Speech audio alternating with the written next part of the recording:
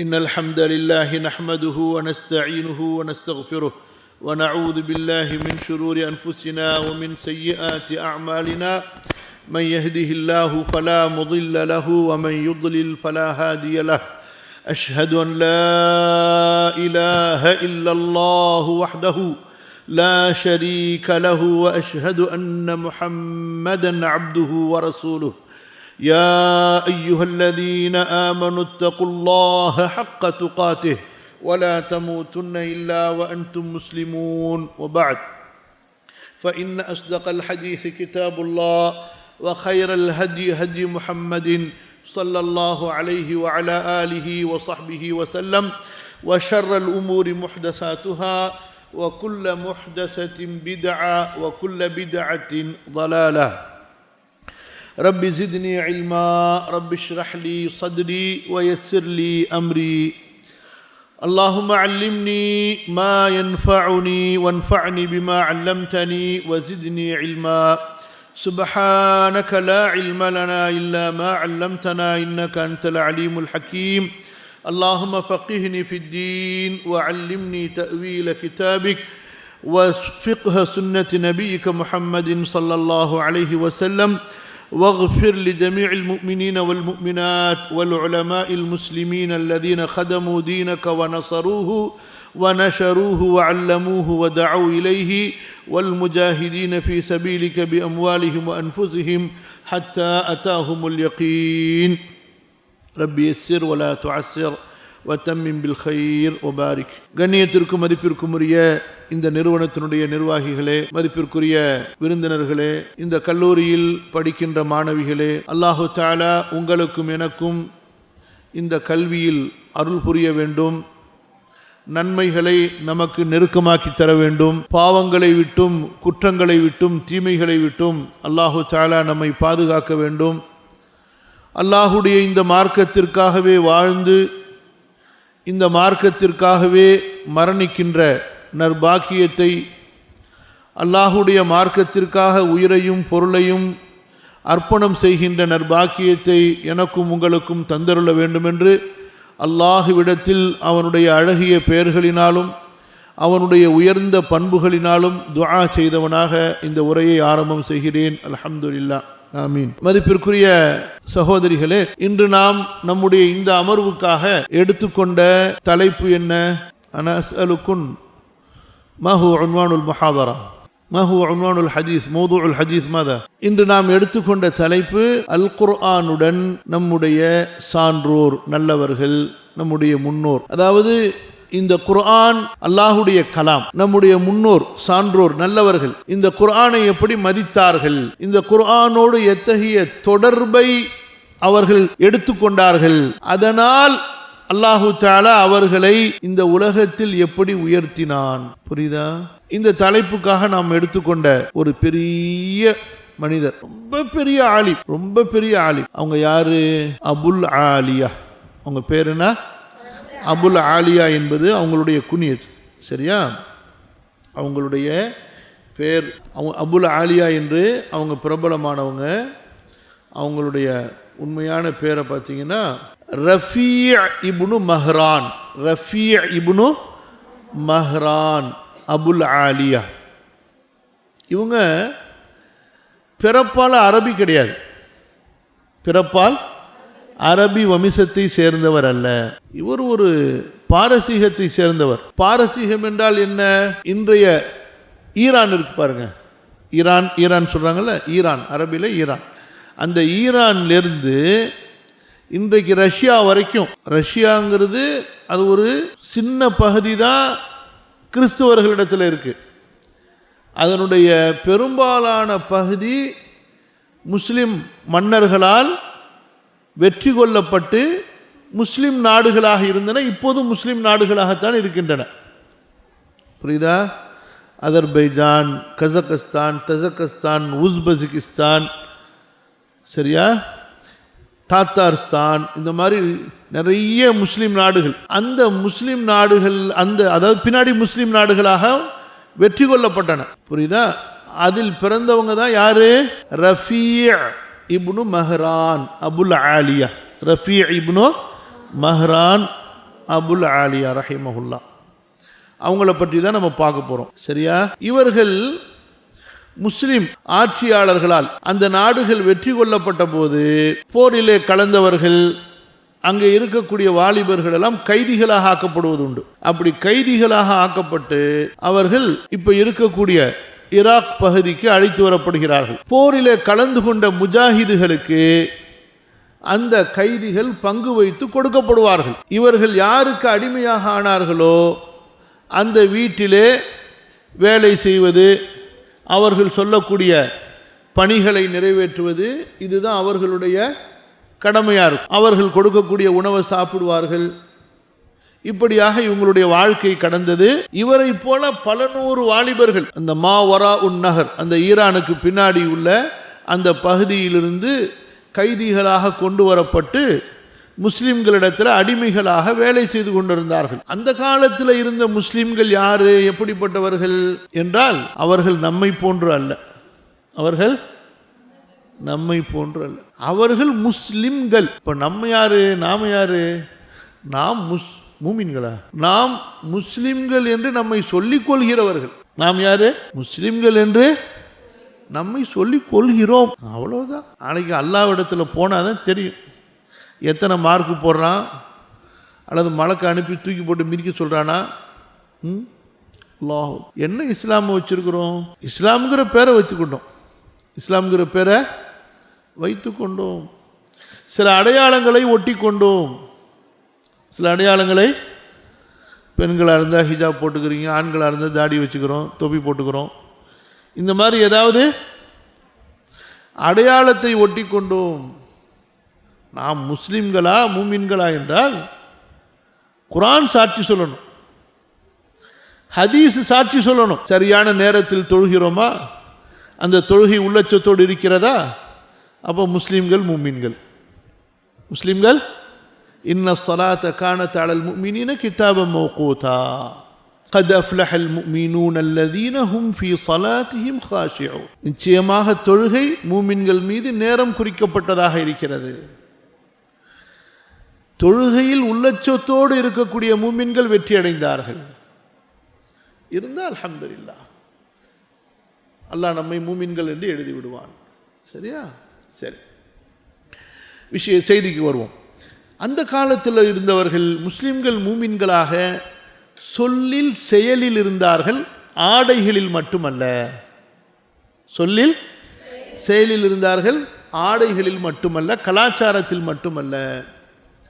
ஆக இந்த அடிமைகள் எல்லாம் அந்த முஸ்லிம்களிடத்தில் வேலை பார்க்கும்போது அந்த முஸ்லிம்கள் இவர்களுக்கு கை நிறைய ஊதியம் கொடுப்பார்கள், நல்ல உணவு கொடுப்பார்கள், நல்ல உடை கொடுப்பார்கள். தாங்கள் எந்த ஆடையை உடுத்துகிறோமோ அதே ஆடையை தங்களது அடிமைகளுக்கும் உடுத்த வைப்பார்கள், தங்களோடு சமமாக தங்க வைப்பார்கள். இந்த வெள்ளைக்காரனிடத்தில் அடிமைகள் என்ற அந்த சட்டம் மாதிரி இஸ்லாமில் கிடையாது. இஸ்லாமில் அவர் பெயரால் அடிமையானவர், ஆனால் உரிமைகளால் ஒரு சுதந்திரமானவருக்கு சமமானவர். அவரை கன்னத்தில் அறையக்கூடாது, சாட்டையில் அடிக்கக்கூடாது, அவர் தொழுகையாளியாக இருந்தால் அவரை திட்டக்கூடாது, அவர் நோன்பாளியாக இருந்தால் அவருக்கு அதிகமான வேலைகள் கொடுக்கக்கூடாது, அவர் முஸ்லீமாக இல்லை என்றாலும் நாம் சாப்பிடக்கூடிய உணவை தான் அவருக்கு சாப்பிட கொடுக்கணும், சமமான உணவு கொடுக்கணும். நம்ம மட்டன் சாப்பிட்டா அவருக்கும் அதே தான் கொடுக்கணும், இறைச்சி தான் கொடுக்கணும். நம்ம என்ன உடை உடுத்துகிறோமோ அடிமை என்று அவரை கீழ்ப்படுத்தி அடிமைகளுக்கான உடையை உடுத்த வைக்கக்கூடாது, சமமாக. அந்த அளவுக்கு இஸ்லாமில் அடிமைகளுடைய உரிமைகள். அதனால தான் இஸ்லாமிய நாடுகள் எங்கெல்லாம் இருந்தனவோ அங்கெல்லாம் இந்த மனித உரிமை, அடிமைகள் பிரச்சனை என்பது எங்கேயுமே வரல. எங்கே இந்த வெள்ளக்கார ஷைத்தான், யகூதி, நஸ்ரானி, அயோக்கிய பசங்க உலகத்தில் ஆக்கிரமிப்பு வேலையை செஞ்சார்களோ, மக்களை கைது பண்ணி கை காலில் விலங்குகளை போட்டு சாட்டையால் அடித்து மிருகங்கள் மாதிரி வேலை வாங்கினாங்களோ, அப்போ தான் உலகத்தில் இந்த அடிமைகள் விடுதலை பிரச்சனை வெடிக்குது. புரியுதுங்களா? சரி, விஷயத்துக்கு வாங்க. ஆக இந்த வாலிபர்கள் எல்லாம் என்ன செய்தார்கள் என்றால், தங்களுடைய எஜமானர்களோடும் எஜமானுடைய குடும்பத்தார்களோடும் ரொம்ப அன்பாக பழகிறாங்க. அவர்களுடைய பழக்க வழக்கங்களை பார்க்குறாங்க, அவர்களுடைய வழிபாடுகளை பார்க்குறாங்க. அவர்களுடைய நற்குணங்களை பார்க்குறாங்க. இப்போ வந்த வாலிபர்கள் எல்லாருமே முஸ்லீம் ஆயிட்டாங்க. ஒருத்தர் கூட நிர்பந்தத்தால் இஸ்லாமை ஏற்றுக்கொள்ளவில்லை, விருப்பத்தால் ஏற்றுக்கொண்டார்கள். அடிமையாக பிடிக்கப்பட்டு வருகிறார்கள், பங்கு வைக்கப்படுகிறார்கள். அவரவருடைய பங்குல யார் யாருடைய பேர் எழுதப்பட்டிருக்குதோ அந்தந்த முஜாஹிதுடைய வீட்டுக்கு போகிறாங்க, அவங்களிடத்துல வேலை செய்கிறாங்க. இப்படியாக சில காலமாக ஆக என்ன நடந்தது? முஸ்லீம்களாக ஆகிவிட்டார்கள். அடுத்து என்ன செய்தார்கள்? இந்த வாலிபர்கள் எல்லாம் தங்களுடைய வேலைகள் போக மீதமுள்ள நேரத்திலே குர்ஆனை கற்றுக்கொண்டார்கள், குர்ஆனை மனப்பாடம் செய்துவிட்டார்கள். குர்ஆனை மனப்பாடம் செய்துவிட்டார்கள். எந்த அளவு இந்த அடிமைகள் குர்ஆனோடு தொடர்புடையவர்களாக ஆகிவிட்டார்கள் என்றால், அவர்கள் சொல்கிறார்கள், நாங்கள் ஒவ்வொரு நாளும் பகலிலே எங்களது எஜமானர்களிடத்திலே முழுமையாக வேலை செய்துவிட்டு இரவெல்லாம் தூங்காமல் குர்ஆன் ஓதக்கூடியவர்களாக இருந்தோம். யாருங்க இவங்க? யார் இவர்கள்? அடிமைகள். பகலிலே எஜமானர்களிடத்திலே வேலை, இப்போ இரவுல தூங்கணும்ல, தூங்குறதில்லை. அல்லாஹ்வுடைய குர்ஆனோடு அவர்கள் ஓர் இரவில் ஒரு குர்ஆனை முடிக்க வேண்டும் என்று அவர்கள் மகரிபிலிருந்து சுபுகு வரை குர்ஆன் திலாவத்திலே இருந்தார்கள். மனப்பாடம் செய்த குர்ஆன். தொழுகையில் காலையில் வேலைக்கு போனோம், என்ன செய்ய முடியும்? ஒரு நாள் தாங்கலாம், 2 நாள் தாங்கலாம், முடியுமா? இரவெல்லாம் அறவே தூங்காமல் இருந்து என்ன செய்கிறார்கள்? இந்த வாலிபர்கள் அடிமைகள் பேசிக்கொள்கிறார்கள், எஜமானருக்கு நம்ம வேலை செய்ய வேண்டியிருக்கு, இரவுல குர்ஆனையும் ஓத வேண்டியது இருக்கிறது. ஒரு குர்ஆனை கத்தம் செஞ்சால் நம்ம இரவுல தூங்கவே முடியல, கஷ்டமாக இருக்குது, என்ன செய்யலாம்? சரி, ஒரு 2 இரவுல 3 இரவுல கத்மம் பண்ணுவோம் என்று 2-3 இரவுகளிலே பிரிக்கிறார்கள். அப்படி இருந்தாலும் ஒரு பெரும்பகுதி நேரத்தை செலவழிக்க வேண்டியது வருகிறது. காலையில் வேலையின் அழுத்தத்தால் ஏற்பட்ட அசதி முழுமையாக தூங்காமல் போகாது, கஷ்டப்படுறாங்க, ரொம்ப கஷ்டப்படுறாங்க. அப்போ இந்த வாலிபர்கள் எல்லாம் கூஃபால சஹாபாக்கள் இருந்தார்கள், அவர்களிடத்தில் போய் கேட்கிறார்கள், நபியினுடைய தோழர்களே, நாங்கள் எல்லாம் அடிமைகள், நாங்கள் குர்ஆனை மனப்பாடம் செய்து கொண்டோம், இரவிலே அந்த குர்ஆனை ஓதி நாங்கள் தொழுகிறோம், அந்த குர்ஆனை நாங்கள் முராஜா, இரவிலே ஒருவர் ஓத மற்றவர் கேட்க என்று நாங்கள் சரிபார்க்கிறோம். இதனால் எங்களுக்கு தூங்குவதற்கான போதிய நேரம் கிடைப்பதில்லை, காலையிலே எஜமானர்களிடத்தில் வேலை செய்ய வேண்டிய நிலைமை எங்களுக்கு இருக்கிறது. இப்படிப்பட்ட நிர்பந்தத்தில் நாங்கள் இருக்கிறோம், எங்களுக்கு ஏதாவது அல்லாஹுடைய மார்க்கத்திலே சலுகை இருக்கிறதா என்று கேட்டார்கள். இப்போ சொல்லுங்கள், நம்ம என்ன செய்கிறோன்னு சொல்லுங்கள். மத்தியானம் பிரியாணி, ராத்திரி என்ன? ராத்திரி என்னம்மா? சும்மா தெரியாதுன்னு அள்ளி விடாத. ராத்திரி என்ன? உங்கள் ஆலிமா வேற ஃபோட்டோ பிடிச்சி எனக்கு அனுப்பிக்கிட்டே இருப்பாங்க. பிரியாணி, மந்தி, சிக்கன் 65, ஆம்லேட் அப்படின்னு சொல்லிட்டு இவ்வளோ கொடுத்து கம்ப்ளைண்ட் வேறு வீட்டில் இருந்து, எங்கள் பிள்ளைக்கு சரியாக சாப்பாடு கொடுக்குறதில்ல, மெலிஞ்சு போயிட்டான்னு சொல்லிட்டு. நம்ம வீட்டில் பிறந்ததுலேருந்து துண்ணுன்னு திணிச்சு பிள்ளைக்கு வாந்தி வர அளவுக்கு திணிக்கிறது. என்னம்மா தாய்மார்களா இல்லையா? புள்ள போதுன்னா விட்டுருவீங்களா நீங்கள்? என்ன நீ சாப்பிடவே இல்லை, துண்ணுன்னு திணிக்க வேண்டியது, வச்சு ஊட்டணும். இன்னும் கொஞ்சம் முடியாது வாயை பிறந்து புள்ளரை திணிச்சு குச்சை வச்சு குத்துவீங்க போல இருக்கு. 4 வாய் 5 வாய் கொடுத்தோமா, அல்ஹம்துலில்லாஹ் போதும். சரியா? நம்ம இவ்வளோ சோத்தை அள்ளி வச்சு பிசைஞ்சாச்சு, உனக்கு தான் சோறை போட்டேன், என்ன பண்ணுறது? அது பாதி சாப்பிட்டுட்டு இருக்கும் பொழுதே நைஸாக இன்னும் கொஞ்சம் பாதி வச்சிடுறது. இந்த உம்மாமார்கள் பண்ணுற அநியாயம் இருக்குது. புல்ல குண்டாகணுமா, கொழுன்னு குண்டாகி கொழுக்குன்னா என்னத்தை படிப்பே ஏறாது, மண்டையில் ஒன்றுமே ஏறாது, கொழுப்பு தான் ஏறும். சின்ன வயசுலேருந்து தின்னு சாப்பிட்டாதான் வெறுத்து போயிட்டாங்க. நான் படி அறிவாளியாவு, கொஞ்சமாக சாப்பிடு, புத்திசாலியாக இருக்கலாம். இம்மா ஷாஃபி என்ன சொல்கிறாங்க? டேய், நீ வயிறு முழுசாக சாப்பிட்டினா உன் மண்டையில் இருக்க அறிவு போயிடும்டாங்கிறாங்க. அல் பித்னத்து துத்ஹிபுல் ஃபித்னா. வயிறு முழுசா நிரம்பிட்டா, சொல்லுங்கம்மா, இது நிரம்பிட்டா இது காலி, மண்டை காலி. அளவா சாப்பிடணும், அவ்வளோதான். நஃப்ஸு கேட்க தான் செய்யும், இன்னும் கொஞ்சம் வைக்கலான்னு சொல்லிட்டு, திணிக்கலான்னு சொல்லிட்டு. படிக்கிற காலத்தில் அப்படி சாப்பிடக்கூடாது, அவ்வளோ சாப்பிடணும், அவ்வளோதான் அளவு. அதோட அல்ஹம்துலில்லாஹ்னு சொல்லி எந்திரிச்சிடணும். கொஞ்சம் நேரம் கழித்து தண்ணியை குடித்து அல்ஹம்துலில்லாஹ் சொல்லிடணும். வச்சு துண்ணிங்க அப்புறம் அப்படியே தூங்கும். பாடத்தில் உட்காந்துட்டு இப்படி நீங்கள் உஸ்தாதாவை பார்க்குற மாதிரி இருக்கும், ஆனால் உஸ்தாதாவை பார்க்க மாட்டீங்க. அப்படியே ஏதோ வந்துட்டு போவோம். அப்புறம் கொஞ்சம் நேரத்தில் அப்படியே அப்புறம் பாடத்தை உத்து பார்க்குற மாதிரி பார்த்துக்கிட்டே இருப்பீங்க. பாடம் நடத்துகிற உஸ்தாத் ஷேக் நினைப்பாங்க, என் பிள்ளை நல்லா படிக்கிறா போல இருக்குன்னு சொல்லிட்டு அவங்க நேராக முதல் வானத்துக்கு போய் 2வது வானத்தில் போய் எல்லா மலைக்கட்டையும் முசாஃபா பண்ணிவிட்டு அப்புறம் திரும்ப கொஞ்சம் நேரத்தில் வந்துட்டு அப்புறம் அல்ஹம்துலில்லாஹ் அப்படியா. ஏம்மா நம்ம தமிழ்நாட்டு மதரசாவில் மட்டும்தாம்மா இந்த சாப்பாடு கம்ப்ளைண்ட். உலகத்தில் எந்த மதரசாலையும் கிடையாது. நாங்கள் படித்த தேவபந்த் மதரசாவில் 4 வருஷம் படித்தோம். என்ன இங்கேருந்து போகும்போது அப்போ நான் இப்போ கொஞ்சம் கூடி போயிட்டேன், அப்படியே ஊர் சுற்றி என்ன அப்போ ஒரு 55 கிலோ இருப்பேன். 45 கிலோ ஆகிட்டேன். 17 வயசில் 45 கிலோனா எப்படி இருப்பேன்னு யோசிச்சு பாருங்க. குச்சி மாதிரி. என்னாச்சு, சாப்பிடவே முடியல அந்த சாப்பாடு. தேவபந்து போனவங்கள்ட்ட கேட்டு பாருங்க, என்ன செய்வாங்கன்னா 2 ரொட்டி தூக்கி இப்படி போடுவாங்க மத்தியானத்தில், கையில் கூட கிடைக்காது. அப்புறம் என்ன செய்வாங்கன்னா கொற்றா எடுத்துகிட்டு போகணும், ஜெயில் மாதிரி இருக்கும், வரிசையாக நிற்கணும். அதில் அப்படி எடுப்பார், எடுத்து பொத்துன்னு போடுவார். 2 ரொட்டிக்கு ஒரு கொற்றால பருப்பு. அந்த பருப்பு இருக்குது, அந்த நாத்தத்தை நீங்கள் வச்சிங்கன்னா ஓடி போயிடுவீங்க. ஒரு 5-6 பருப்பை போட்டு மொத்தமாக உப்பை போட்டு அவிச்சா எப்படி இருக்கும், வெறும் பருப்பை கழுவாமல் கூட அவிப்பாங்க.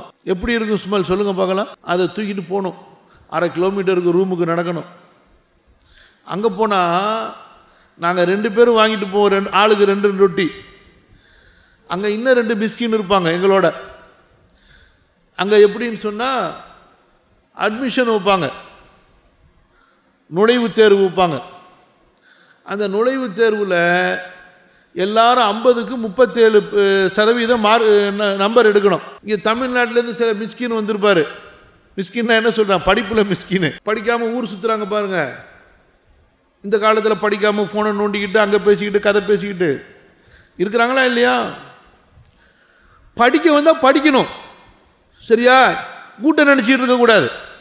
படிக்க வந்தால் என்ன செய்யணும், அம்மாவை மறந்துடணும், அத்தாவை மறந்துடணும், அண்ணனை மறந்துடணும், தம்பியை மறந்துடணும், எல்லாத்தையும் மறந்துடணும் அல்லாஹ்வை தவிர. இபாதத்து படிப்பு, இபாதத்து படிப்பு, வேற எதுவுமே ஞாபகத்துக்கு வரக்கூடாது. சும்மா போட்டுக்கிட்டு அம்மாவுக்கு ஃபோனை பண்ணுங்க மேடம், அம்மாவுக்கு ஃபோனை பண்ணுங்க, எங்கள் அம்மா ஃபோன் பண்ணாங்களா, எங்கள் ஆட்டுக்குட்டி ஃபோன் பண்ணிச்சான்னு சொல்லிட்டு எல்லாம் அங்கே தான் இருக்க போகிறாங்க எல்லாரும். அவ்வளவுதான். நம்ம ஃபீ சபீலில்லா கல்வி கற்பது என்ன, ஃபீ சபீலில்லா சொல்லுங்களேன். ஃபீ சபீலில்லான்னு அரபிலேயே இது ஒரு ஜிஹாத். இது என்ன, கல்வி கற்பது ஜிஹாத். ஜிஹாத்னா என்ன, அல்லாஹ்வுடைய வழியில போர் செய்யறதுனா என்ன, உயிரை கொடுக்க போறோம். போர்னா என்ன, அவ்வளவுதான். அல்லாஹ்னா திரும்பி வர போறோம், அவ்வளவுதான். உயிரை கொடுத்தாச்சு. அந்த மாதிரி தான் மார்க்க கல்விங்கிறது. புரியுதா? போர்னா என்ன, யா அல்லாஹ் உனக்காக உயிரை கொடுக்க போறேன்னு பிஸ்மில்லாஹ் சொல்லி கிளம்பிட வேண்டியதுதான். புரிஞ்சுச்சா? வமன் யக்ருஜ் ஃபீ சபீலில்லாஹ் ஃபயுக்தல் அவ் யக்லிப் ஃபஸௌஃப நுஅ்தீஹி அஜ்ரன் அஸீமா. யார் அல்லாஹ்வுடைய பாதையிலே புறப்பட்டு கொல்லப்பட்டாரோ அல்லது வெற்றி அடைந்தாரோ அவருக்கு மகத்தான கூலியை நாம் கொடுப்போம். முதல்ல அல்லாஹ் எதை சொல்றான், கொல்லப்படுறத சொல்றான். அல்லாஹ்வுடைய பாதையில புறப்பட்ட உடனே முதல்ல எதை சொல்றான், கொல்லப்படுறத, உயிர் போறத சொல்றான். அதுக்கப்புறம் தான் வெற்றியை சொல்றான். யார் அல்லாஹ்வுடைய பாதையில் புறப்பட்டு கொல்லப்படுவாரோ அல்லது வெற்றி அடைவாரோங்கிறான். வெற்றியை 2வது தான், ஷஹாதத் தான் முதல்ல. அல்லாஹ்வுடைய பாதையில் போறவர் எந்த நியத்தில் போவார், ஷஹீதாகிற நியத்தில் போவார். அப்போதான் அல்லாஹ் வெற்றியவே கொடுப்பான். நான் போய் வெற்றி அடைஞ்சு காசெல்லாம் தூக்கிட்டு வருங்கிற நியத்தில் போனால் வெற்றி கிடைக்காது உனக்கு. புரிஞ்சுச்சா? அப்போ என்ன செய்யணும், படிக்க வந்துட்டா படிக்கணும், படிக்கணும், படிக்கணும், படிக்கணும், படிக்கணும், படிக்கணும், படிக்கணும், படிக்கணும், மனப்பாடம் பண்ணணும், படிக்கணும், தொழுவணும், படிக்கணும், மனப்பாடம் பண்ணணும், படிக்கணும், மனப்பாடம் பண்ணணும், படிக்கணும், மனப்பாடம் பண்ணணும், தொழுவணும், தொழுவணும், தொழுவணும், படிக்கணும். பைத்தியம் பிடிச்சி போயிடணும். என்ன பைத்தியம்? செல்போன் பைத்தியம் இல்லை. இப்போ எல்லாருக்கும் என்ன பைத்தியம் பிடிச்சி போயிருக்க, செல்போன் பைத்தியம், ஊர் சுத்துற பைத்தியம், அந்த பைத்தியம், இந்த பைத்தியம், நிறைய பைத்தியம் பிடிச்சிருக்கு. கல்வி பைத்தியத்தை தவிர எல்லா பைத்தியமும் பிடிச்சிருக்கு. எந்த பைத்தியத்தை தவிர. எனக்கு கவலையா இருக்கு, முஸ்லீம்கள் இப்படி வீணா போயிட்டானுங்களேன்னு சொல்லிட்டு. எல்லாம் கல்யாணம் விருந்து, கல்யாணம் விருந்து, பிரியாணி, கல்யாணம் விருந்து, ஊர் சுற்றுறது, கல்யாணம், நகை நட்டு, பெரிய பெரிய வீடு, பங்களா. தீனுக்கு காசு செலவழிக்க மாட்டேங்கிறானுவ, மார்க்கத்துக்கு செலவழிக்க மாட்டேங்கிறாங்க. இதே ஒரு ஏழை வீட்டில் கல்யாணம்னு பாருங்க, அவங்க ஒரு 5 லட்ச ரூபா செலவு பண்ணுவாங்க போல இருக்கு. எதுக்கு தான் நம்ம இந்த துனியாவில் வந்தோம், எதுக்கு தான் இஸ்லாம்ங்கிற மார்க்கம் நமக்கு கொடுக்கப்பட்டு ஒன்றுமே புரியலன்னு. செத்தையா இருக்கிறோம், நம்ம சொத்தையாவும் செத்தையாகவும் இருக்கிறோம். சரி, விஷயத்துக்கு வாங்க. எதை பற்றி சொல்லிட்டு இருந்தேன்? இப்போ தான் பஞ்சாயத்தே இருக்குது, சொல்லுங்க. எஸ், இந்த மாஷா அல்லா ஒரு தடவை சொன்னோடனே ஒழுங்காக கவனிக்க ஆரம்பிச்சிச்சு பாருங்க. மாஷா அல்லா, அப்படி தான் இருக்கணும். மிஸ்கின் இங்கேருந்து 4 பேர் வந்திருப்பாங்க. எதில் மிஸ்கின்னு? வாழ்வியில். ஏன்னா அங்கங்கே ஒழுங்காக படிக்காமல் வந்திருப்பானுவோ, பரீட்சையில் பார்த்தா, அல்லது படிச்சிருப்பானுவோ ஏதோ சம்திங் பரீட்சை சரியாக எழுதாமல் 37 மார்க்குக்கு கீழே வந்துடும். அப்படி கீழே வந்துட்டா அவங்களுக்கு அந்த தேவ்பந்து மருசலா யூனிவர்சிட்டியில் என்ன செய்வாங்கன்னா, டேய் அந்த இருக்குது ரூமு, 50 பேர் படுக்கிற ரூமு, அதில் படுத்துக்க சாப்பாடு கிடையாதுன்றாங்க. அந்த 2 ரொட்டியும் கிடையாது, மத்தியானம் 2 ரொட்டியும் நைட்டு 2 ரொட்டியும் கிடையாது. படுத்துக்க, அந்த ஓரத்தில் படுத்துக்க, அவ்வளோதான். அதுக்கப்புறம் அரையாண்டு பரீட்சையில் திரும்ப பரீட்சை எழுதி திரும்ப 50க்கு 37க்கு மேலே மார்க் எடுத்தா அந்த சதவீதத்தில், அப்போ சாப்பாடு அவங்களுக்கு திரும்ப அப்ரூவல் ஆகும், கொடுக்கப்படும். இல்லைன்னா கிடையாது, கடைசி வரைக்கும் என்னமாச்சு செய்யணும் அப்படின்வாங்க. இப்போ நாங்கள் என்ன செய்வோம், இந்த 37க்கு மேலே எடுத்து பாஸ் ஆனோம் பாருங்க அட்மிஷனில், அந்த மாதிரி பிள்ளைங்க என்ன செய்வாங்கன்னா, இந்த மாதிரி வந்திருக்கானோ பாருங்க, எப்படி விடுறது? நம்ம ஊர் பிள்ளைங்க இல்லை, காசு பணமும் இருக்காது, கஷ்டத்தில் வந்திருப்பாங்க. அந்த காலத்துலாம் நான் சொல்கிறதுலாம் எப்போ 88, 87, 89, 90 ரொம்ப கஷ்டம் காசுலாம். அப்போ என்ன செய்வோம்னா, நாங்கள் 2 பேர் சேர்ந்துப்போம், இன்னும் 2 பேரை சேர்த்துப்போம். அப்போ 4 ரொட்டி, அப்போ 2 பேரை சேர்த்தா ஆளுக்கு எத்தனை ரொட்டி கிடைக்கும்? ஒரு கொட்டா பருப்பு வச்சு 4 ரொட்டியை சாப்பிடணுமே. இந்த 2 கொட்டா அதில் இன்னும் கொஞ்சம் தண்ணியை தூக்கி ஊற்று, உப்பு தான் ஈஸியாக கிடைக்குமே, அதை தூக்கி போட்டு கிண்டு, கடைசியில் இப்படி தான் போகும். அப்புறம் அதே போல் நைட்டு 2 ரொட்டி, மாட்டுக்கறி சால்னா, அந்த நாற்றம் அடிக்கும் பாருங்க, கொச்சை நாற்றம், மொச்சை நாற்றம், அல்லாஹ் அக்பர், வாந்தியே வந்துடும், அந்த மாதிரி இருக்கும். எதுக்கு சொல்ல வந்து, நான் 6 மாதத்தில் அந்த சாப்பாடு ஒத்துக்காமல் சாப்பிட முடியாமல் பட்டினி பசியாக கிடந்து அந்த கித்தாபை தூக்கக்கூடிய அளவுக்கு கூட சக்தி இல்லாமல் போச்சு. அந்த கித்தாப்லாம் எப்படி இருக்குன்னு சொன்னால், இவ்வளோ பெருசாக இருக்கும். அந்த பழைய காலத்து கித்தாப்லாம், சஹி புகாரி, சஹி முஸ்லீம்லாம் பெருசாக இருக்கும். ஒரு கித்தாபு 5 கிலோ இருக்கும், ஒரு கித்தாபு 5 கிலோ. அந்த மாதிரி 2 கித்தாபு தூக்கணும் 10 கிலோ. அந்த மாதிரி 4 சப்ஜெக்டு எடுத்துகிட்டு போனோம். ஏன்னா ரூம் ஒரு மூலையில் இருக்கும், வகுப்பறை ஒரு மூலையில் இருக்கும். அப்போ 4 கித்தாப் எவ்வளோ ஆச்சு? 4, 5, 20 கிலோ தூக்கிட்டு போனோம். எப்படி தூக்கிட்டு போகிறது? வயிற்றில் ஏதாவது தெம்பு இருந்தால் தானே, பாதியாக உட்காந்து போகிறது. எதுக்கு சொல்ல வந்த இதை? இப்போ விஷயத்துக்கு வாங்க. இப்போ இந்த சம்பவத்தை சொன்னா, இப்போ திரும்ப அங்கே போங்க. அந்த வாலிபர்கள் என்ன செய்தார்கள்? சஹாபாக்கள்கிட்ட போய் இந்த மாதிரி சொல்கிறாங்க, இந்த மாதிரி எங்களுக்கு கஷ்டமாக இருக்குது, என்ன செய்யலாம் அப்படின்னு சொல்லி. சுப்ஹானல்லாஹ், அவங்க என்ன சொல்லலை, நாங்கள் ராத்திரில் இபாதத்து பண்ணுறோம், நாங்கள்லாம் குரானை மனப்பாடம் பண்ண ஹாஃபிதுகள், எங்கள் எஜமானர்கள்ட்ட சொல்லி எங்களுக்கு கொஞ்சம் வேலையில் சலுகை வாங்கி கொடுங்கன்னு சொல்லலை. அதான் முஸ்லீம், அதான் முஸ்லீம். தீன் பேரை சொல்லி ஊரை ஏமாற்ற மாட்டான், மார்க்கத்துடைய பேரை சொல்லி ஊரை ஏமாற்ற மாட்டான். இன்னைக்கு பெரும்பாலான இடங்களில், அலுவலகங்களில் தொழுகைக்கு வெளியில் போகிறதுக்கு அனுமதி இல்லை. ஏன்னா தொழுகைக்கு வெளியில் போகிறவன் ஒழுங்காக போய் தொழுதுட்டு ஒழுங்காக வர்றதில்லை. போவான், 4 பேர்கிட்ட பேசுவான், பள்ளிவாசலில் படுத்துப்பான், அப்புறம் அங்கே சுற்றுவான். கேட்டால் தொழுவு போனம்மா, அவர் ஏதாவது சொன்னால் நீங்கள் தொழுகை கூட அனுமதி தர மாட்டீங்களா அப்படிமா. அதனால் என்ன செய்கிறாங்க, பெரும்பாலான நிறுவனத்தினுடைய தலைவர்கள், முதலாளிகள், நீ இங்கேயே தொழுதுகின்றான், முடிஞ்சிச்சா? பெரும்பாலான இடங்கள் இந்த பிரச்சனை இருக்குது. மார்க்கத்துடைய பேரை சொல்லி நாம் தவறான சலுகைகளை பெறுவது. இந்த அடிமைகள் அப்படி செய்யவே இல்லை, அதை சொல்லவே இல்லை. பகலில் படுற எங்களுக்கு குரான் ஓதணும், ராத்திரியில் நாங்கள் பயப்படுறோம், குரானுடைய ராத்திரியில் குரான் ஓதணும், எங்கள் ஹக்கு எங்களுக்கு. புதுசாக இஸ்லாத்துக்கு வந்தவங்க தானே, அரபி மொழியை படிக்கிறாங்க. அப்போ சஹாபாக்கள் சொல்கிறாங்க, மாணவர்களே, வாலிபர்களே, கஷ்டப்படாதீங்க, அல்லாஹ் அப்படி கஷ்டப்படுத்தலை.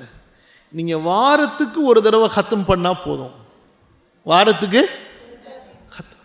அப்பா, இந்த வாலிபர்களுக்கெல்லாம், அடிமைகளுக்கெல்லாம் அவ்வளவு சந்தோஷம். அப்படியா சட்டம் இருக்குது, எங்களுக்கு தெரியாமல் போச்சு, நாங்கள் 1 நாளில் முடிக்கணும், 2 நாளில் முடிக்கணும், 3 நாளில் முடிக்கணும்னு கஷ்டப்பட்டுட்டு இருந்தோமே. அந்த சஹாபா, இந்த தாபீன்கள் சொல்கிறாங்க, ஏன்னா சஹாபாக்களை பார்த்து முஸ்லீம் ஆகிட்டாங்களே, தாபீன்கள் தானே அடுத்து கல்வியாளர்களாக போகிறாங்க.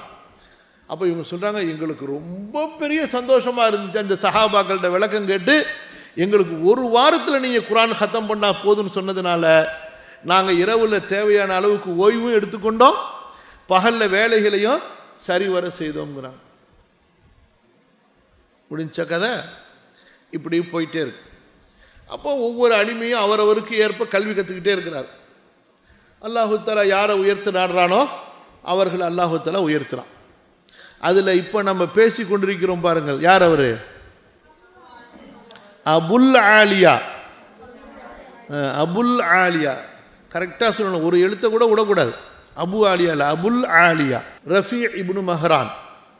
அவர் என்ன செய்கிறாருன்னா, படி படி படி, யார்கிட்டலாம் கல்வி கிடைக்குதோ படி படி, மனப்பாடம், அரபி எழுத படிக்க பேச, ஹதீஸு, ரகசியமாக போய் எப்படி ரகசியமாக போய் படித்து படித்து பெரிய அறிவாளி ஆயிட்டார்.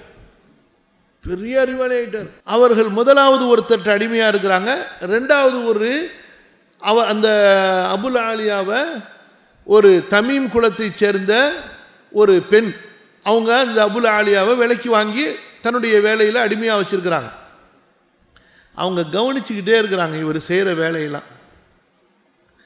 கல்வியில் இவருக்கு இருக்கிற ஆர்வம், படிக்கிறதெல்லாம் கவனிச்சுக்கிட்டே இருக்கிறாங்க. சுப்ஹானல்லாஹ். அப்புறம் என்ன செய்கிறாங்க, சரி அபுல் ஆலியா நீ பகல்லையும் போய் படி அப்படின்னு சொல்லி பகலில் அவர்கிட்ட வேலை வாங்குறதை விட்டுட்டு போய் படிக்க சொல்கிறாங்க. படிக்கிறாரு, குரானை படிக்கிறாரு, ஹதீஸை படிக்கிறாரு, இங்கே போகிறாரு அங்கே போகிறாரு. எந்த சஹாபி கிடைச்சாலும் சரி உடனே எனக்கு குரானை சொல்லி கொடுங்க, நான் ஓதுற குரான் சரியாக இருக்கான்னுட்டு செக் பண்ணுங்க. ஆயிஷா ரலியல்லாஹு அன்ஹா, அபூ ஹுரைரா ரலியல்லாஹு அன்ஹு, அலி ரலியல்லாஹு அன்ஹு, உபய் இப்னு கஅப் ரலியல்லாஹு அன்ஹு, அப்துல்லா இப்னு மஸ்ஊத் ரலியல்லாஹு அன்ஹு, இவங்கெல்லாம் யார்? எப்பேற்பட்ட சஹாபாக்கள், எப்பேற்பட்ட கல்வி மலைகள் இவங்கெல்லாம். எல்லார்ட்டையும் படிக்கிறார். படி படி படி படி. உமர் ரலியல்லாஹு அன்ஹு அவங்கள்ட்ட மட்டும், அப்போ என்ன அர்த்தம், இவர் ஈராக்கில் இருந்தார், உமர் ரலியல்லாஹு எங்கே இருந்தாங்க? உமர் ரலியல்லாஹு மக்கால இருந்தாங்க. எங்கே இருந்தாங்க? மதீனாவில் இருந்தாங்க. கலிஃபா தாருல் ஹிலாஃபா எதுவாக இருந்துச்சு? மதீனா. சரியா? அங்கே போயிட்டாங்க கல்வியை தேடி. உமர் ரலியல்லாஹு அன்ஹு அவர்களிடத்தில் மட்டும் சூரத்துல் ஃபாத்திஹாவிலிருந்து குல் அஊது பிரப்பின் நாஸ் வரைக்கும் 3 தடவை குர்ஆனை மனப்பாடமாக ஒப்பித்திருக்கிறார்கள். உமர் ரலியல்லாஹு அன்ஹு அபுல் ஆலியாவுக்கு குர்ஆனை சரி செய்து கொடுத்திருக்கிறார்கள். அப்போ எப்பேற்பட்ட ஸ்ட்ராங்காக இருந்திருப்பாங்க. இந்த மாதிரி குர்ஆனுடைய நபி சர்டிஃபிகேட் பெற்றவர்கள், அதாவது ரசூல் ஸல்லல்லாஹு அலைஹி வஸல்லம் குர்ஆனை இவர்களிடமிருந்து கற்றுக்கொள்ளுங்கள், நீங்கள் கற்றுக்கொண்ட குர்ஆனை இவர்களிடம் ஓதி காட்டி சரி செய்து கொள்ளுங்கள் என்று சான்று கொடுக்கப்பட்டவர்கள் உபய் இப்னு கஅப் ரலியல்லாஹு அன்ஹு, அப்துல்லா இப்னு மஸ்ஊத், ஸைத் இப்னு சாபித் ரலியல்லாஹு அன்ஹு, சாலிம் ரலியல்லாஹு அன்ஹு, இவங்கெல்லாம் அந்த தரத்தில் உள்ளவங்க. அவர்களிடத்தில் குர்ஆனை ஒப்பித்துக் கொள்கிறார். அப்போ எந்த அளவுக்கு கல்வி விடுறதில்லை. குர்ஆனுடைய கல்வி, தஃப்சீருடைய கல்வி யார்கிட்ட இருக்கோ படி படி, ஹதீஸை படி, தஃப்சீரை படி, ஹதீஸை படி, தஃப்சீரை படி.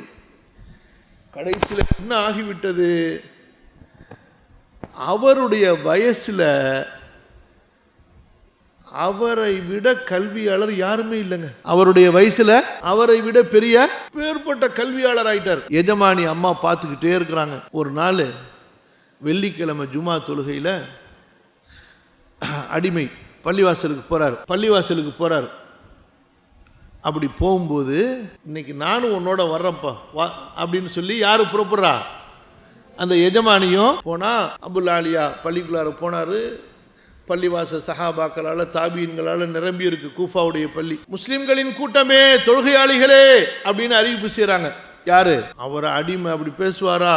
எஜமானி கூட்டிட்டு போன எஜமானி போயிட்டு எல்லாரும் திரும்பி பார்க்கறாங்க. உங்களுக்கு தெரியும் அல்லவா இவரை, ரஃபி இப்னு மஹ்ரான், அபுல் ஆலியா.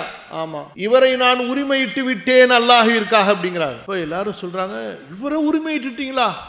இவரை நீங்க வச்சுக்கிட்டா நிறைய காசு கிடைக்குமே, உங்களுக்கு பணம் கிடைக்குமே, வசதி கிடைக்குமே. இவரை விட்டுட்டா கல்வியை தேடி ஊர் ஊரா அலைஞ்சு போயிடுவாரு. இவர் சம்பாதிக்கிற சொத்துலாம் இவருக்கு முஸ்லிம்கள் பைத்துல் மால் கல்வியாளர் அல்லவா, கலீஃபாக்கள் மன்னர்கள் கொடுக்குற சொத்துலாம் வேற யாருக்காவது எங்கேயாவது போயிடுமே, நீங்க இவர் இறந்துட்டா இவருடைய சொத்து உங்களுக்கு வர வேண்டும் என்று எழுதி வைத்துக் கொள்ளுங்க. அப்போ சொன்னாங்க, நான் இவரை அல்லாவுக்காக உரிமையிடுகிறேன், நாளை மறுமையில் மஹ்ஷரிலே அல்லாவிடத்திலே எனக்கு ஒரு நற்பாக்கியமாக இருக்க வேண்டும் என்பதற்காக உரிமையிடுகிறேன். எனவே அவர் இறந்து விட்டால் அவருடைய சொத்தும் எனக்கு தேவையில்லை, அதுவும் அவருக்கு தான், அவருடைய குடும்பத்துக்கு தாங்கிறாங்க. இது வரைக்கும் அபுல் ஆலியா அடிமையா இருக்கும் நிலையில் இவ்வளவு வேகமா கல்வி கற்றாரு. இப்ப சுதந்திரமாயிட்டார், எங்கேயும் போக வர்றதுக்கு எஜமானியுடைய அனுமதி தேவையில்லை. இல்லைன்னா நான் இந்த ஊருக்கு போறேன், இத்தனை நாளைக்கு போறேன், இத்தனை நாளில் வந்துடுவேன்னு சொல்லிட்டு போனோம், அத்தனை நாளைக்குள்ளார வந்துடணும். அதான் இஸ்லாமிய சட்டம். அப்படிதான் செய்து கொண்டிருந்தார். இப்ப சுதந்திர பறவையாகிவிட்டார். இங்க போற யாரிடத்துலலாம் கல்வி இருக்கு என்று தெரிகிறதோ போறாரு, கல்வி படிக்கிறாரு, கல்வி படிக்கிறாரு, கல்வி படிக்கிறாரு, ஹதீஸ படிக்கிறாரு, ஹதீஸ படிக்கிறாரு. கடைசியில என்ன ஆயிருது, சஹாபாக்களுக்கு பிறகு முஸ்லிம்களிலே மிக உயர்ந்த கல்விமான் என்றால் இவரும் சயீத் இப்னு ஜுபைரும் தான். இந்த இருவரை மீறி இஸ்லாமிய உலகிலே, மக்காவிலே, மதீனாவிலே, பஸ்ராவிலே, கூஃபாவிலே வேறு எங்கும் இவருக்கு மேல் கல்வியாளர்கள் இல்லை என்று போற்றப்படக்கூடிய அளவுக்கு கல்வியினுடைய தரத்தை அடைந்தார். நீங்க இமாம் புகாரியை எடுங்க, புகாரியுடைய சஹீஹ் எடுங்க, ஹதீஸ் கிதாபை எடுங்க, அதே போல தப்சீரை எடுங்க, இவர் பேர் வராமல் இருக்காதுங்க. இவரை குறிப்பிடாமல் இருக்க முடியாது. ஒரு ஹதீஸுக்கு நுணுக்கமான சட்டங்கள் விளக்கங்களை சொல்வதாக இருந்தாலோ, அல்லது குர்ஆனுடைய ஆயத்திற்கு நுணுக்கமான விளக்கங்களை சொல்வதாக இருந்தாலோ இவருடைய பேரை சொல்லிதான் ஆகணும், இவர் சொன்ன விளக்கத்தை கொண்டு வந்து தான் ஆகணும். அப்பேற்பட்ட கல்வியாளராக ஆகிவிட்டார். இவர் என்ன செய்றார் தெரியுமா, அவ்வளவு பெரிய கல்வியாளர் இல்லை, கலீஃபாக்கள் சும்மா விட்டுருவாங்களா, எவ்வளவு கண்ணியப்படுத்துவாங்க. ஆனால் தன்னுடைய சொத்தை தான் இறந்ததுக்கு பிறகு அவ்வளவு சொத்தையும், சொத்துல 1/3 அல்லாஹ்வுடைய பாதையில் ஜிஹாதுக்கு, 1/3 ரசூல் ஸல்லல்லாஹு அலைஹி வஸல்லம் அவங்களுடைய குடும்பத்தாருக்கு, 1/3 ஊரில் உள்ள ஏழைகளுக்குன்னு எழுதி வச்சிட்டாருங்க. கலீஃபாக்கள் கொடுத்த அவ்வளவு செல்வத்தையும் திரும்பவும் என்ன செய்து விட்டார், அல்லாஹ்வுடைய பாதைக்கே திருப்பி விட்டார். அல்லாஹ் கொடுத்த கண்ணியத்தால் கிடைத்த சொத்தை அல்லாஹ்வுக்கே திருப்பி விட்டார், மறுமையிலே பெற்றுக்கொள்வதற்காக. அலி ரலியல்லாஹு அன்ஹு அவங்களுடைய காலத்தில் அப்துல்லா இப்னு அப்பாஸ் ரலியல்லாஹு அன்ஹுமா கூஃபால கவர்னரா இருக்கிறாங்க. அபுல் ஆலியா உள்ளார வர்றார். யார் வரா, யாரா இருந்தவர் இவர், அடிமை, அரபி கிடையாது, பாரசீக வம்சம், அடிமையா இருந்தவர் உள்ளார வர்றார். அபுல் ஆலியா அவரை சுற்றி நூற்றுக்கணக்கான முக்கிய பிரமுகர்கள் இருக்கிறாங்க. ஊருடைய முக்கிய பிரமுகர்கள், இராணுவத்தினுடைய, அதே போல காவல்துறையுடைய, அதே போல மற்ற மந்திரிகளுடைய பெரிய சபை இருக்கிறது. அபுல் ஆலியா உள்ளார வர்றாரு. அப்துல்லா இப்னு அப்பாஸ், இவங்க எவ்வளோ பெரிய ஆள், இவங்க ஒரு வகுப்பு கண்டிப்பாக வைங்க, சஹாபாக்களுடைய அறிமுகம்னு சொல்லி அதில் அஷரத்துல் முபஷரா, அவங்க பிறப்பு இறப்பு, எவ்வளோ காலம் வாழ்ந்தாங்க, எங்கே அடக்கம் செய்யப்பட்டுக்கிறாங்க, அப்புறம் சஹாபாக்கள் அல்ல அபாதிலத்துல் அர்பா, அப்புறம் ஃபுகஹா உஸ் சஹாபா அப்படின்னு ஒரு பொது அறிவுன்னு குப்பையாக சொல்லி தரக்கூடாது. பொது அறிவுன்னு இஸ்லாமிய சமுதாயத்தினுடைய கலீஃபாக்கள், முன்னோர்கள், சஹாபாக்களுடைய விஷயங்களை பற்றிய, குரானை பற்றிய பொது அறிவு சொல்லித்தரணும். சொல்லுமா, அப்துல்லா இப்னு அப்பாஸை பற்றி தாங்கள் என்ன அறிவீர்கள்? உங்களுக்கு அடுத்ததாக சகோதரி மறைந்து கொள்கிறீர்களே, தாங்கள் பெயர் என்ன, தாங்கள் என்ன படிக்கிறீர்கள், உங்களுக்கு பேச தெரியுமா, பேசுங்கள், சொல்லுங்கள். அப்துல்லா இப்னு அப்பாஸை பற்றி உங்களுக்கு என்ன தெரியும்? அப்துல்லா இப்னு அப்பாஸ் ரசூலுல்லாஹ் ஸல்லல்லாஹு அலைஹி வஸல்லமுடைய தந்தையின் சகோதரர் அப்பாஸுடைய மகனார். சரியா? அடுத்ததாக ரசூலுல்லாஹி ஸல்லல்லாஹு அலைஹி வஸல்லம் அவர்களுடைய மனைவியார் மைமூனா அவர்களும் இவர்களுடைய தாயார் உம்முல் ஃபதுலும் சகோதரிகள். ரசூல் ஸல்லல்லாஹு அலைஹி வஸல்லமுடைய மனைவியும் இவங்களுடைய தாயாரும் சகோதரிகள். பிறகு ரசூலுல்லாஹி ஸல்லல்லாஹு அலைஹி வஸல்லம் அவர்கள் இரவு தொழுகைக்காக எழும்போதெல்லாம் அவர்களுக்கு உது செய்வதற்காக தண்ணீர் வைப்பவர்கள். அப்படி தண்ணீர் வைக்கும் பொழுது ரசூலுல்லாஹி ஸல்லல்லாஹு அலைஹி வஸல்லம் அவர்களுடைய நாவினால் அல்லாஹ்விடத்திலே இவர்களுக்காக துஆ செய்யப்பட்டது. யா அல்லாஹ் இவருக்கு குர்ஆனுடைய விளக்கத்தை கொடு, யா அல்லாஹ் இவருக்கு குர்ஆன், அல்லாஹும்ம அல்லிம்ஹு தஅவீல் அல் குர்ஆன், அல்லாஹும்ம அல்லிம்ஹு தஅவீல் வ ஃபக்கிஹு ஃபித்தீன், யா அல்லாஹ் இவருக்கு குர்ஆனுடைய விளக்கத்தை கொடு, மார்க்கத்துடைய ஞானத்தை கொடு என்று யார் துஆ செய்றாங்க? ரசூலுல்லாஹி ஸல்லல்லாஹு அலைஹி வஸல்லம் துஆ செய்றாங்க. அதனால இவருக்கு இஸ்லாமிய உலகில் சஹாபாக்கள் தாபீன்களுக்கு மத்தியில் இவருடைய பேர் என்ன? தர்ஜுமானுல் குர்ஆன், குர்ஆன் விரிவுரையாளர். குர்ஆன் உமர் ரலியல்லாஹு அன்ஹு அவங்களுடைய அந்த ஹிலாஃபத்துடைய சபையில் உமர் ரலியல்லாஹு அன்ஹு அவர்களுக்கு ஆலோசனை கொடுக்கக்கூடிய தகுதி பெற்றவர். வயசு 2 பேருக்கும் இடையில் மலைக்கும் மடுவுக்கும் உள்ள வயசு. ஏன்னா ரசூல் ஸல்லல்லாஹு அலைஹி வஸல்லம் மரணிக்கும் போதே இவருக்கு வயசு 13 தான். புரியுதா? அப்போ உமருல் ஃபாரூக் ரலியல்லாஹு அன்ஹு அவர்களுக்கு வயசு 53 கிட்ட. அப்போ எவ்வளோ வயசு வித்தியாசம்? 40 வயசு கிட்ட வித்தியாசம். ஆனால் உமர் அவர்கள் ஆலோசனை கேட்கறதுக்கு யாரை பக்கத்தில் வைத்திருப்பார்கள்? அப்போ எந்த அளவுக்கு கல்வியாளராக இருப்பார். சரி, விஷயத்துக்கு வாங்க, முடிக்க போகிறார். இப்போ அபுல் ஆலியா வந்தால் அவ்வளவு பேர் முன்னாடி உட்கார்ந்துருக்கிறாங்க. மந்திரிகள், செல்வந்தர்கள், அதே போல் அதிகாரிகள். அபுல் ஆலியா இப்னு அப்பாஸ் ரலியல்லாஹு அன்ஹுமா அவரை உள்ளார வர சொல்லி அந்த கவர்னர்கள் பெரிய சேரில் உட்காந்துருப்பாங்கல்ல, அதில் நவுந்து கொண்டு தனக்கு பக்கத்தில் உட்கார வைக்கிறாங்க. கீழே சுற்றி பெரிய பெரிய குறைஷி தலைவர்கள்லாம் இருக்கிறாங்க. எல்லாரும் முணுமுணுக்கிறாங்க. இந்த பாரு, இப்னு அப்பாஸை பாரு, ஒரு அடிமையை கொண்டு வந்து கொஞ்சம் கூட மஜ்லிஸுடைய ஒரு விவஸ்தை இல்லாமல் பக்கத்தில் போய் கவர்னர் சீட்டில் போய் அவரை உட்கார வைக்கிறாரு. எவ்வளோ பெரிய சபை, எவ்வளோ பெரிய ஒரு அலுவலக சபை இது. நம்ம அஃபிஷியல் மீட்டிங்னு சொல்கிறோம் பாருங்க, அந்த மாதிரியான ஒரு சந்திப்பு நடந்துக்கிட்டு இருக்கும் பொழுது ஒரு அடிமை எப்படி இருப்பார்? சாதாரண அந்த காலத்து கல்வியாளர்கள்லாம் அவ்வளோ எளிமையாக இருப்பாங்க, பகட்டு கிடையாது. அவரை கூட்டிகிட்டு போய் இவருக்கு பக்கத்தில் நெருக்கிக்கிட்டு உட்கார வைக்கிறார் இவர் அப்படின்னு அப்துல்லா இப்னு அப்பாஸ் சொன்னாங்க. காதில் விழுந்துருச்சு. ஏன்னா அப்துல்லா இப்னு அப்பாஸும் முன்னாடி உள்ளவங்களை கவனித்து பார்க்கும்போது இவங்களும் வயசு கம்மி, ஏன்னா அதை விட பெரியவங்கெல்லாம் இருக்கிறாங்க. சொல்கிறாங்க, நீங்கள் பேசுகிறத கேட்டுட்டேன், இப்படித்தான் கல்வி இருக்கிறதே இது கற்றவர்களுடைய சிறப்பை இன்னும் கூட்டும், கண்ணியவான்களுடைய கண்ணியத்தை கூட்டும். யார் இந்த கல்வியை கற்றுக்கொண்டார்களோ அவர்களுடைய சிறப்பை இது கூட்டிக் கொண்டே போகும் சொல்லிட்டு. சுப்ஹானல்லாஹ்.